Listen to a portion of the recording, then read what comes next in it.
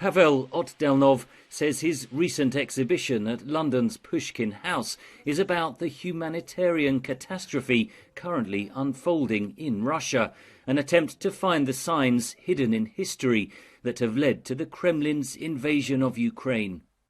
This painting shows old Soviet banknotes stored inside a disused missile silo, something that actually happened in the early 1990s.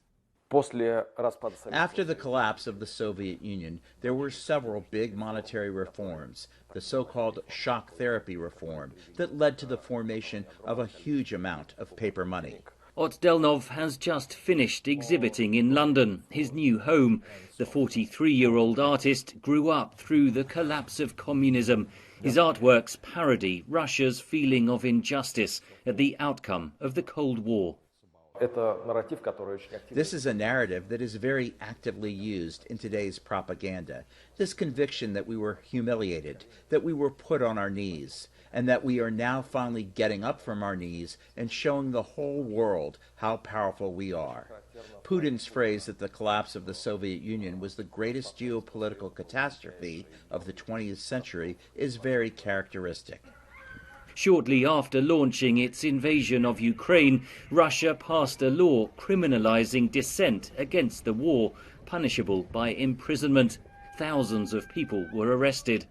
Like hundreds of thousands of other Russians, Otdelnov decided to leave the country. He was given a visa to live in Britain under the country's Global Talent Program.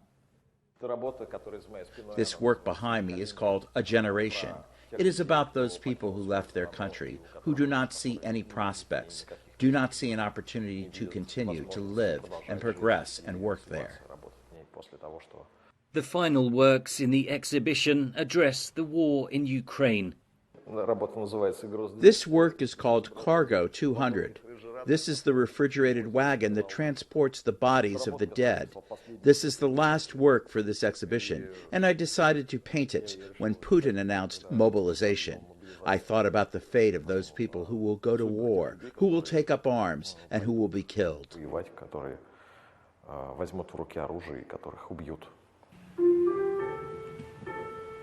Otdelnov says he also hopes to highlight the fate of other artists unable to escape Russia, many of whom have been arrested and jailed for their opposition to the war.